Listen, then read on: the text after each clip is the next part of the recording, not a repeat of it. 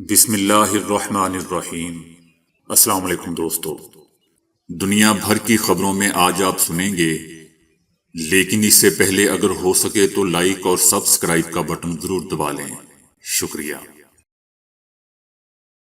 صدر Joe Biden نے سعودی عرب اور یو اے ای یعنی متحدہ عرب امارات کو اسلحہ کی فروخت عارضی طور پر روکنے کا اعلان کیا ہے۔ سابق صدر ٹرمپ کے دور میں سعودی عرب اور متحدہ عرب امارات سے کیے گئے معاہدے پر نظر ثانی تک دونوں ممالک کو فروخت روک دی گئی ہے، جس کا مقصد اس بات کو یقینی بنانا ہے کہ جس ڈیل پر امریکہ غور کر رہا ہے کیا وہ اس کے مقاصد اور خارجہ پالیسی کو آگے بڑھاتی ہے۔ دوستو، یاد رہے کہ سابق امریکی صدر ٹرمپ نے ایران سے کشیدگی کے باعث کانگریس کی مخالفت کے باوجود $8 بلین مالیت کے ہتھیار سعودی عرب، متحدہ عرب امارات اور اردن کو دینے کی منظوری دی تھی، جبکہ نومبر میں ٹرمپ انتظامیہ نے کانگریس کو بتایا تھا کہ عرب امارات کو $32 بلین مالیت کے ہتھیاروں کے فروخت کی منظوری دی ہے، جس میں F-35 جیٹ سمیت ڈرونز بھی شامل تھے۔ سعودی وزارت صحت نے خبردار کیا ہے کہ کورونا ویکسین کی دوسری خوراک لینے کے بعد 7 مشکلات پیش آ سکتی ہیں۔ تھکاوٹ کا احساس، سر درد، گلے میں تکلیف، عضلات میں درد، تکلیف کا احساس، درجہ حرارت میں اضافہ، جسم میں لرزہ۔ حسب ضرورت درد دور کرنے والی کوئی بھی گولی استعمال کی جا سکتی ہے۔ ویکسین کی جگہ درد کم کرنے کے لیے ٹھنڈے پانی کی پٹیاں رکھی جائیں، اس سے بھی درد کم ہوگا، جبکہ دوسرے درد، عضلات کی تکلیف، درجہ حرارت اور تھکاوٹ سے چھٹکارا حاصل کرنے کے لیے پیراسیٹامول لی جا سکتی ہے۔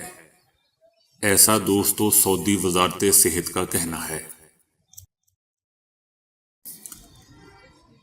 مقدس مساجد کی انتظامیہ نے خانہ کعبہ کے صحن میں 150 مربع میٹر کے لگ بھگ نیا سنگ مرمر لگوا دیا ہے۔ مطاف صفا اور مروہ کے درمیان سعی والے علاقے اور اذان والے مقام مقبریہ کا سنگ مرمر تبدیل کرایا جا رہا ہے۔ مسجد الحرم کے سارے صحنوں اور دلانوں میں نیا سنگ مرمر لگایا جائے گا۔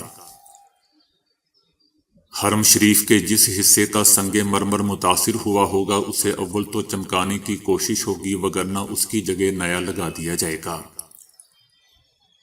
بعض حصوں میں سنگ مرمر پرانا ہو جانے کی وجہ سے اس کی تاثیر ختم ہو گئی ہے، اب وہ پہلے کی طرح ٹھنڈا نہیں رہتا۔ 40 ٹیکنیشین اور انجینئرز 24 گھنٹے مرمت پر مامور ہیں۔ طواف کے صحن میں جو سنگ مرمر لگایا جاتا ہے وہ کامیاب ہے، اسے خاص طور پر مسجد الحرم مکہ مکرمہ اور مسجد نبوی صلی اللہ علیہ وسلم کے لیے درآمد کیا جا رہا ہے۔ اس کی خصوصیت یہ ہے کہ زائرین کو آنے جانے اور چلنے پھرنے میں سہولت رہتی ہے، یہ روشنی اور حرارت کو جذب کر لیتا ہے۔ عمان کی وزارت محنت نے آجروں کے لیے غیر ملکی ملازمین کی فیسوں میں اضافہ کر دیا ہے، اس کے ساتھ ہی فیسوں کا نیا ڈھانچہ بھی جاری کیا گیا ہے، جس کا مقصد عمان کے شہریوں کے لیے ملازمتوں میں اضافہ کرنا ہے۔ فیسوں کے نئے ڈھانچے میں اعلیٰ عہدوں پر غیر ممالک کے شہریوں کی خدمات حاصل کرنے کے لیے $5,198، درمیانے درجے کے عہدوں کے لیے $2,600 اور تکنیکی نیز ہنرمند کارکنوں کے لیے $1,561 فیس ادا کرنا ہوگی۔ ایک غیر ملکی ماہی گیر کی خدمات حاصل کرنے کے لیے کمپنیوں کو تقریباً $938 ادا کرنے ہوں گے۔ چائنا نے تائیوان کو خبردار کرتے ہوئے کہا ہے کہ آزادی کا مطلب لڑائی ہے۔ چائنا نے تائیوان کے قریب مشقیں شروع کی ہیں جن کو آزادی کا مطلب لڑائی کا نام دیا گیا ہے، اور ان مشقوں کے ساتھ ہی تائیوان کو خبردار کرتے ہوئے کہا گیا ہے کہ چینی آرمی غیر ملکی اشتعال انگیزی اور مداخلت کے جواب میں یہ مشقیں کر رہی ہے۔ تائیوان چائنا کا اٹوٹ انگ ہے، یہ تائیوان میں بیرونی مداخلت اور اشتعال انگیزی پھیلانے والی تائیوان کی آزادی کی حامی قوتوں کو واضح جواب بھی ہے۔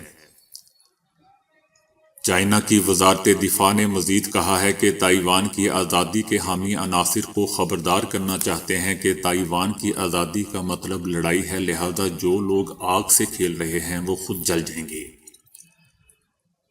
دوستو یاد رہے کہ تائیوان کی منتخب جمہوری حکومت باقاعدہ طور پر آزادی کے اعلان کی طرف بڑھ رہی ہے، تاہم تائیوان کی صدر متعدد بار کہہ چکی ہے کہ تائیوان ایک آزاد ملک ہے جس کا نام ریپبلک آف چائنا ہے۔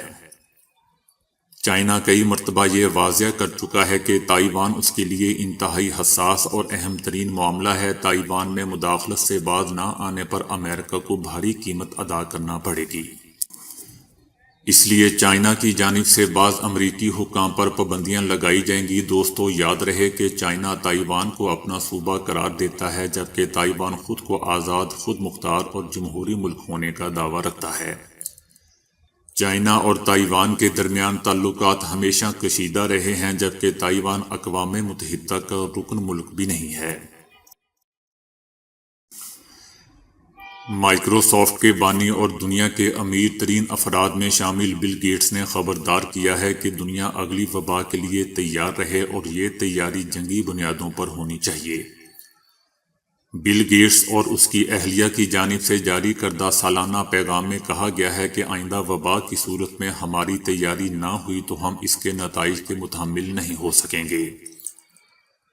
مستقبل میں وباؤں کو روکنے کے لیے اربوں ڈالر سالانہ کی سرمایہ کاری کی ضرورت ہے۔ کورونا کی وبا کی ہمیں 28 خرب ڈالر قیمت ادا کرنا پڑی ہے۔ اپنے پیغام میں بل گیٹس اور ان کی اہلیہ نے مزید دنیا پر زور دیا ہے کہ خربوں کے نقصان سے بچنے کے لیے پہلے ہی سے اربوں روپے کی سرمایہ کاری کرنا بہتر ہے۔ اس کے لیے بیماریوں کی تشخیص اور ویکسین کی تیاری کی ٹیکنالوجی میں ترقی کے ساتھ عالمی طور پر وبا کے خطرے سے خبردار کرنے کے لیے باقاعدہ نظام کا قیام بھی ضروری ہے۔ ان کا کہنا تھا کہ یہ کام کئی وباؤں کے باوجود ابھی تک نہیں کیا جا سکا ہے۔ بل گیٹس کی جانب سے کورونا وبا کے مقابلے کے لیے اب تک 1 ارب 75 کروڑ ڈالر خرچ کیے جا چکے ہیں۔ بھارتی اداکار رنویر سنگھ نے فلموں میں کام کرنے کا معاوضہ بڑھا دیا ہے، جس کے بعد وہ نئی فلم سرکس کا معاوضہ 50 کروڑ روپے تک لیں گے۔ بھارتی میڈیا کے مطابق اداکار رنویر سنگھ ہدایت کار روہت شیٹی کے ساتھ سمبا کے بعد ایک اور فلم کرنے جا رہے ہیں، تاہم اس بار فلم کامیڈی ہوگی جس کا نام سرکس ہے۔ فلم میں رنویر سنگھ ڈبل رول میں نظر آئیں گے۔ فلم سرکس میں کام کرنے کے لیے وہ 50 کروڑ روپے لیں گے۔ صرف یہی نہیں بلکہ آئندہ آنے والے دنوں میں رنویر سنگھ معاوضہ میں مزید اضافہ کریں گے۔ تو دوستو آج کے لیے اتنا ہی۔ ویڈیو کو لائک اور شیئر کرنے کا بہت بہت شکریہ۔